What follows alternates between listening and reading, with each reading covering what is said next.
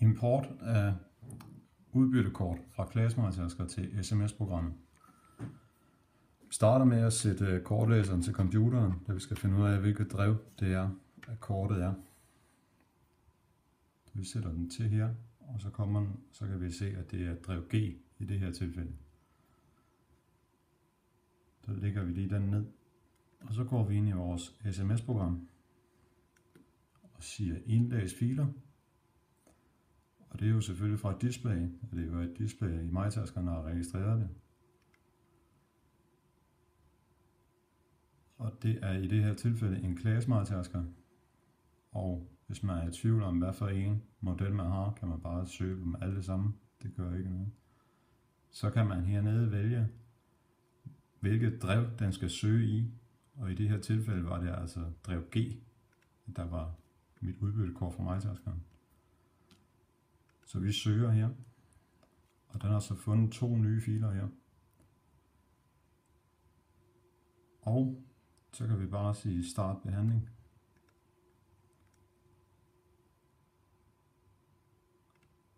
Så spørger den her efter rumvægten, hvor mange kilo 1 kubikmeter hvede vejer, for eksempel. Og den vejer jo 710 kilo for 1 kubikmeter. Rødsvingel ejer fra DNF.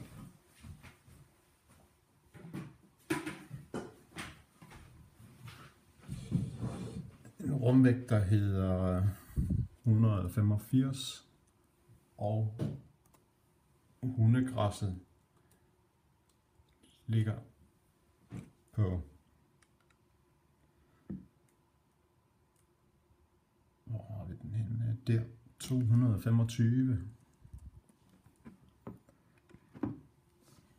Hveden vil vi godt have ned på 15%, når den er tør. Vores rødsving skal ned på 12, og hundegræssen på 13. Så siger vi OK til det.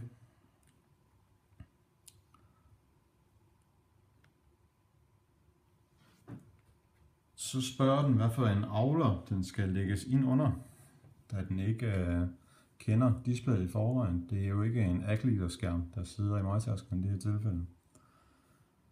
Og da vi har valgt at dele op på avlere på vores forskellige 3 hovedejendomme, og så har flere ejendomme ind under dem, så har vi altså flere avlere end normalt. Derfor lægger vi dem ind under Class, som er en fiktiv avler, vi har oprettet heroppe. Så vi lægger dem ind under Class alle sammen. Og så kan vi så senere sortere dem. Og det her skal man altså gøre for hver gang, at MyTaskeren har oprettet en ny fil.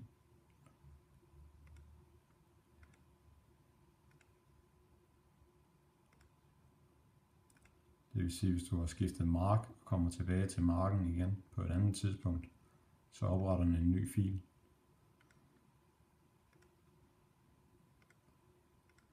Nu er der jo godt nok lige nogle stykker her, men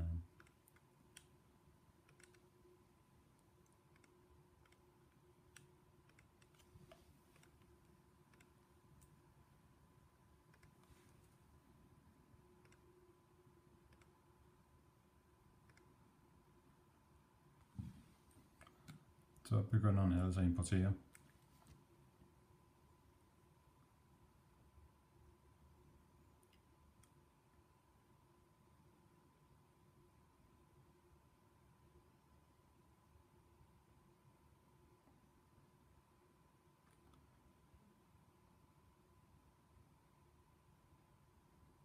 Det er jo så den ene ting, der ligger på kortet, der ikke har noget med MyTaskeren at gøre. Det er fint, at den ikke har importeret den.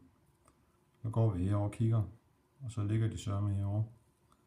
Høster kerner i hvede, og det er i vores lille mark, der hedder Pilegård.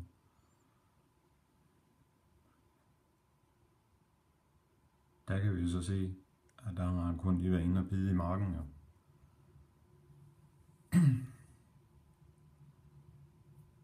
Så kan vi gå her til høster kerner og højreklik på den, Og den vil vi så godt have flyttet. Og det er jo bare sådan en advarsel, nu flytter man den.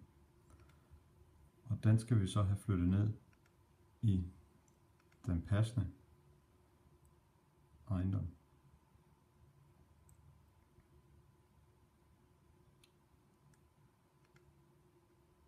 Sådan der. Så røg den ind, hvor den skulle være. Så er der her nogle flere. Og den er god, for der ligger jo så 2 jo. Og hvis man skal have dem kørt ind på det samme kort, så skal man altså holde kontrol nede. Og så trykke på den anden, så får man dem begge 2. Og så kan man oprette sit nye kort. For at få dem ind sammen.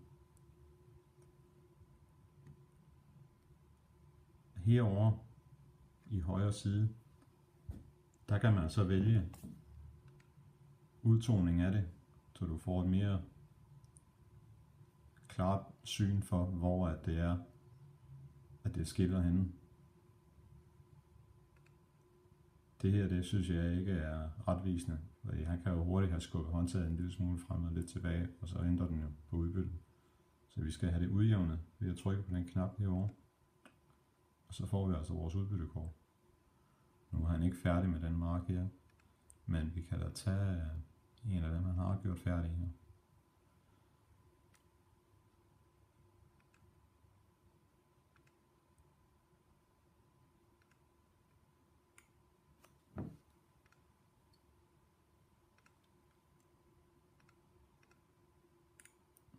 Der ligger jo så igen 3 forskellige filer, fordi han har været i marken 3 gange.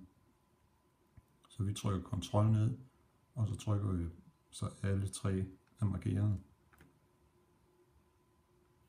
Og så beder vi den om at oprette et nyt kort.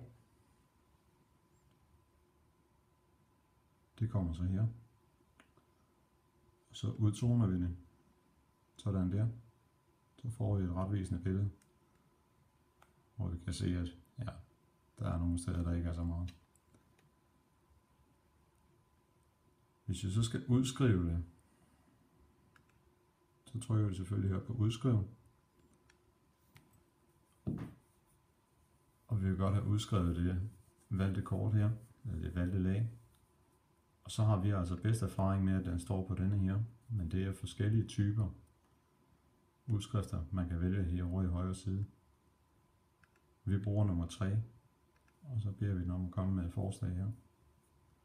Og det ser så sådan her ud. Og det kan man jo så gemme på computeren, eller man kan udskrive det.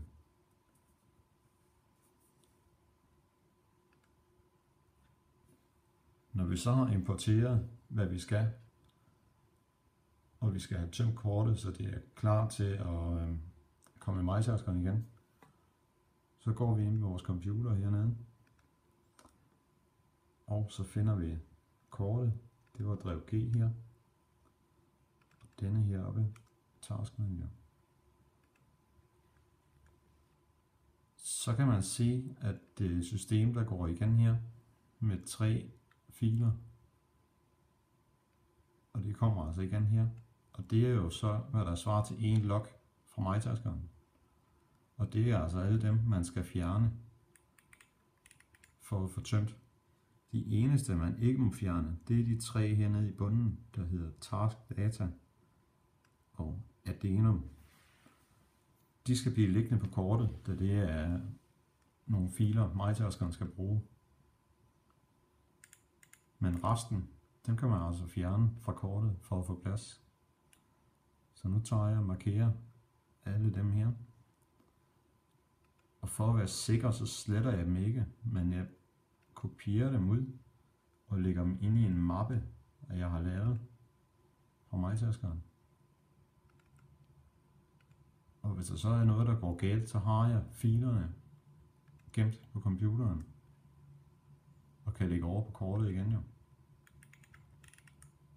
Så nu ligger de her.